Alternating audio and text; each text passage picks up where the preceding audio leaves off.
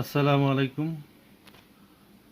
আজকে বেসিক অ্যাকাউন্টিংয়ের chapter 4 accounting for merchandising operation চ্যাপ্টারের 4th নম্বর ক্লাস ক্লাস 4 নিয়ে কথা বলবো।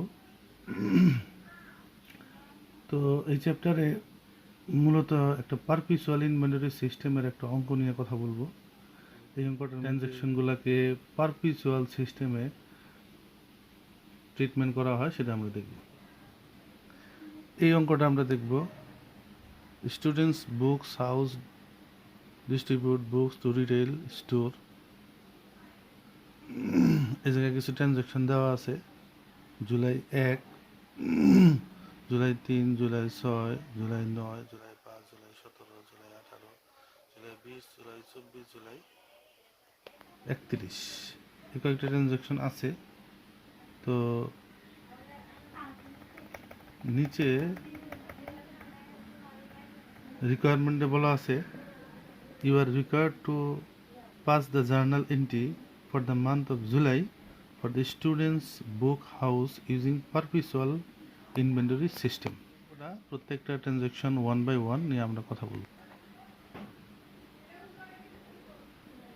প্রথম transaction students books house distributes books to retail store and extend credit term of 3 by 10 and 30 to all of its customers. At the end of June, the students' inventory consists of 250 books purchased at Taka 2000. During the month of July, following merchandising transaction occur. এটা হচ্ছে চ্যাপ্টারের শুরু। এই জায়গায় দুইটা point আমাকে highlights করতে হবে। সেটা হলো আমাদের কিছু মজুদ আছে, সেই মজুদটা হলো ইনভেন্টরি কনসিস্ট 250 বুক পারচেস করছে 2000 টাকা। তাহলে 250টা বইয়ের দাম যদি 2000 টাকা হয়, আমাদের 2000কে 250 দিয়ে ভাগ করলে প্রতি বইয়ের দাম 8 টাকা করে আসে। আর উপরে একটা জিনিস আছে credit term of 3 by 10 and 30, তার মানে সকল কাস্টমারদের জন্য এই টার্মটা প্রযোজ্য হবে। 30 দিনের মধ্যে তাদেরকে পরিশোধ করতে হবে, এটা হলো শর্ত। বাকি 10 দিনের মধ্যে কেউ যদি পরিশোধ করতে পারে তাহলে তাদেরকে আমরা 3% ছাড় দেব। এই হলো আমাদের চ্যাপ্টারের প্রথম কিছু তথ্য। এই থেকে কোনো জার্নাল হবে না। ট্রানজ্যাকশন এটা ছিল July 1, purchase 160 books on account for is from Choudhury Publisher, ABB destination term 2 by 10 net 30.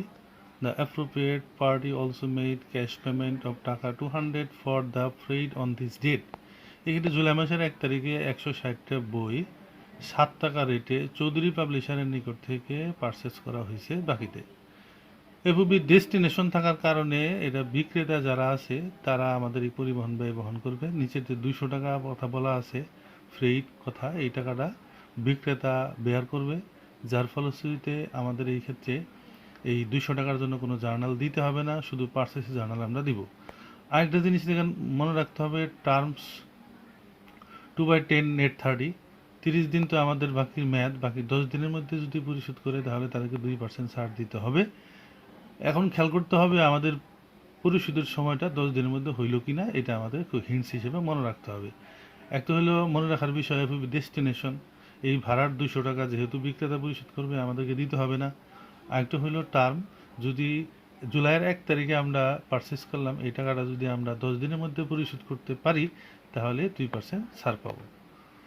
তো এটার জন্য আপনার জার্নাল হবে এরকম, জুলাই 1 মার্চেন্ডাইজ ইনভেন্টরি ডেবিট হবে আর অ্যাকাউন্ট পেবল ক্রেডিট হবে। মার্চেন্ডাইজ ইনভেন্টরি যেহেতু এক্ষেত্রে সম্পদ আকারে থাকবে, সম্পদ বাড়লে ডেবিট হয় আর অ্যাকাউন্ট পেবল দায় বাড়লে ক্রেডিট হয়। তো আমাদের হিসাব যদি করি 160টা বই 7 টাকা রেট 1120 টাকা। এই ছিল আমাদের প্রথম এন্ট্রি। পরবর্তীতে 3 নম্বর এন্ট্রি যেটা বলছে 3 তারিখ, sold 120 books from beginning inventory on account from Mallick brothers from taka 1200। তো এই ক্ষেত্রে বিগিনিং ইনভেন্টরির যে আমাদের মজুদ ছিল 8 টাকার রেট, আমি একটু আগে বলছি, এই জন্য এটাকে আবার কালারিং করে দিয়েছি। 120টা বই আমরা বিক্রি করলাম, প্রতিটার দাম 10 টাকা হিসেবে 1200 টাকা হয়। তো বাকি বিগিনিং ইনভেন্টরি ছিল আমাদের 8 টাকা রেট, ওই 8 টাকা রেটে আমাদের কস্ট অফ গুডস সোল্ডের রেট দিতে হবে। পরে ভিজুয়াল ইনভেন্টরি সিস্টেমে যেহেতু বিক্রয়ের জন্য 2টা জার্নাল দিতে হয়, সেই ক্ষেত্রে আমরা এই ক্ষেত্রে 2টা জার্নাল ইউজ করব। প্রথম জার্নাল জুলাই 3-তে অ্যাকাউন্ট রিসিভেবল ডেবিট 1200 টাকা আর সেলস ক্রেডিট 1200 টাকা। তো এই ক্ষেত্রে অ্যাকাউন্ট রিসিভেবল সম্পদ বললে ডেবিট হয়, আর সেলস হচ্ছে আয় বললে ক্রেডিট হয়। আর আমরা জানি যে ক্রয় মূল্যের জন্য আরেকটা জার্নাল দিতে হয়, cost of goods sold debit merchandise inventory credit. তো এই ক্ষেত্রে কস্ট অফ গুডস সোল্ড 120টা বই, ওই যে বিগিনিং ইনভেন্টরি 8 টাকা রেটে ছিল, সেই 8 টাকা 120 গুণন 8 ইকুয়াল টু 960 টাকা। পরবর্তীতে যে এন্ট্রিটা আমরা দেখব সেটা হচ্ছে 6 তারিখ। 6 তারিখ এন্ট্রি ছিল 10 books return to Chowdhury publisher. আমি চৌধুরী পাবলিশার থেকে আমরা পারচেস করছিলাম, সে জায়গা থেকে 10টা বই রিটার্ন দেবো।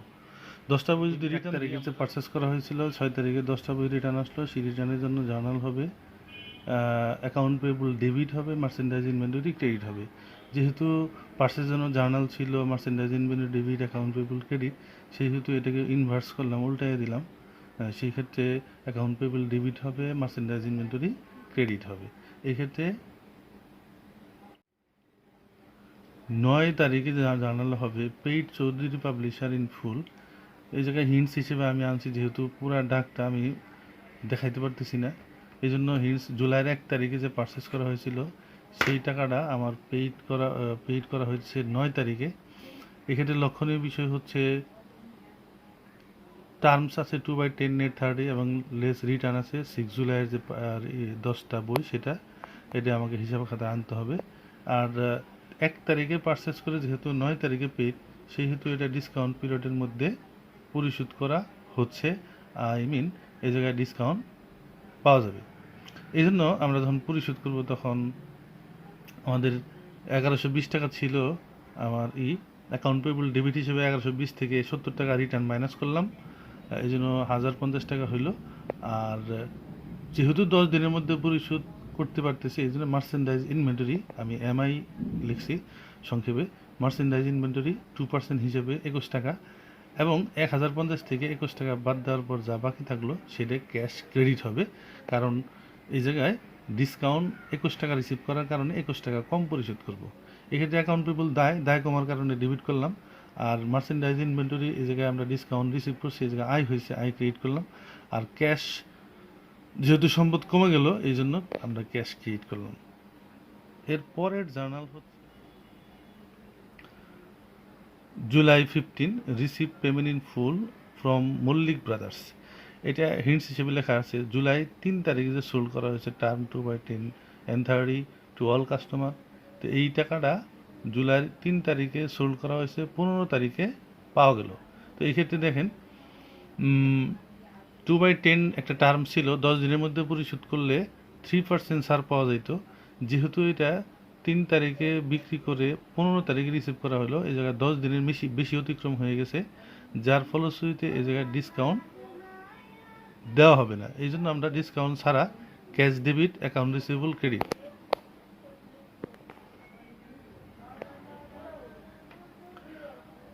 এই জন্য ক্যাশ ডেবিট হবে, অ্যাকাউন্ট রিসিভেবল ক্রেডিট হবে, কারণ ক্যাশ নগদ টাকা রিসিভ করার কারণে ক্যাশ বাড়বে এবং অ্যাকাউন্ট রিসিভেবল পরিশোধ করার কারণে সম্পদ কমবে। July 17 sold 120 books from July 1 purchase on account from Mukarram house for টাকা 9 ইচ। এই ক্ষেত্রে আমি কালারিং করে দিচ্ছি যে বিষয়টা জুলাই 1 তারিখে যে পারচেস করা হয়েছিল ওই জায়গার থেকে পণ্য বিক্রি করা হয়েছে 120টা বই। তো এক্ষেত্রে আমরা 9 টাকা করে বই বিক্রি করছি। 2টা জার্নাল হবে, একটা হলে 120টা বই 9 টাকা করে আমাদের 1080 টাকা হয়, account receivable debit sales credit. আর হবে 1 তারিখে আমরা কিনছিলাম 7 টাকা করে, ওই 7 টাকা ready cost of goods sold debit হবে, মার্চেন্ডাইজ ইনভেন্টরি ক্রেডিট হবে। তো এই ক্ষেত্রে cost of goods sold debit merchandise inventory credit 840 টাকা হবে। এরপরে আমরা পরের জার্নালে দেখি 18 তারিখ purchase 110 books on account for taka 6 each from Angel publisher. FOB shipping point term 1/10 net 30. Appropriate party also made cash payment of টাকা 150 for the freight on this date. এই ক্ষেত্রে FOB শিপিং পয়েন্ট থাকার কারণে appropriate party also made cash payment 150 টাকা যে বলা আছে এই টাকাটা ক্রেতা বহন করবে। এই জন্য 110টা বই যে আমরা পারচেস করলাম 6 টাকা করে, এটার দাম তো আমাদের পরিশোধ করতে হবে, এটা বাকি যে 150 টাকা ভাড়া, এটা যেহেতু শিপিং পয়েন্ট থাকার কারণে ক্রেতাই বহন করবে, আমাদেরকে দিতে হবে। সেই ভাড়ার টাকাটাও আমাদের মার্চেন্ডাইজ ইনভেন্টরি হিসেবে দেখাইতে হবে। এই জন্য আমার জার্নাল হবে মার্চেন্ডাইজ ইনভেন্টরি ডেবিট 110টা বই 6 টাকা হিসেবে 630 টাকা 60 টাকা হয়, এবং 150 টাকা যোগ করলাম পরিবহন ব্যয় হিসেবে, টোটাল 810 টাকা। আর অ্যাকাউন্ট পেবল ক্রেডিট হবে 660 টাকা, আর ক্যাশ ক্রেডিট হবে 150 টাকা। অ্যাকাউন্ট পেবল 660 টাকা হচ্ছে পণ্যের মূল্য, আর ক্যাশ 150 টাকা হচ্ছে ক্রয় পরিবহন।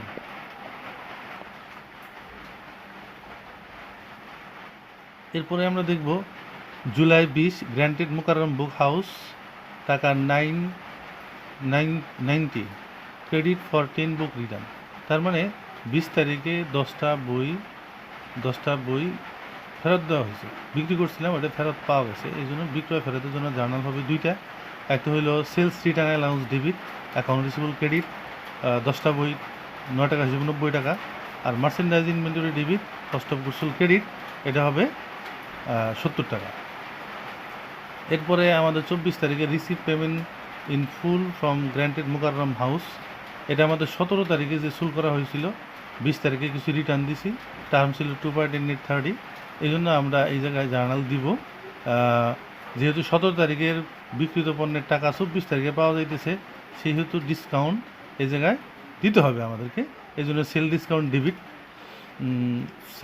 ডেবিট ক্যাশ ডেবিট আর অ্যাকাউন্ট রিসিভেবল ক্রেডিট। এক্ষেত্রে অ্যাকাউন্ট রিসিভেবলের টাকাটা টোটাল 1080 থেকে 90 টাকা রিটার্ন বাদ দিতে হবে 990 টাকা, এবং এই 990 টাকার উপরে সেল ডিসকাউন্ট দিতে হবে 3%, এটা হয় 29 টাকা 70 পয়সার মতো। তো এটাকে 30 টাকা রাউন্ড ফিগার নেওয়া হয়েছে।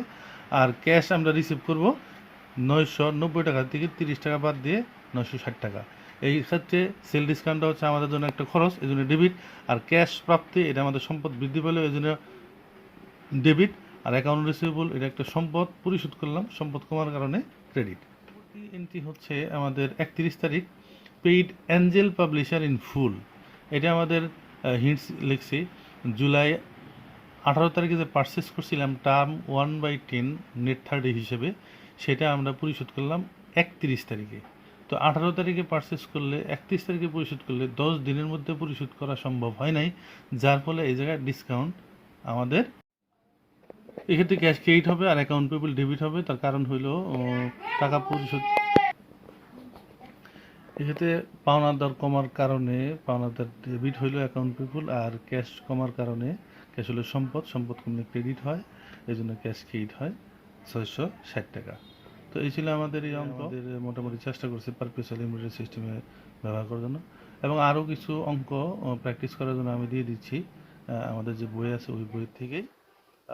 প্রবলেম নাম্বার 10 বিবিএ 2005 সালে আসছিল, এটা প্রবলেম নাম্বার 11 এটা বিবিএ 2006 সালে আসছিল, এবং প্রবলেম নাম্বার 12 এটা বিবিএ 10 সালে আসছিল, প্রবলেম নাম্বার 14 এটা বিবিএ 12 এবং 15 সালে আসছিল, এবং প্রবলেম নাম্বার 15 বিবিএ 17 সালে আসছিল।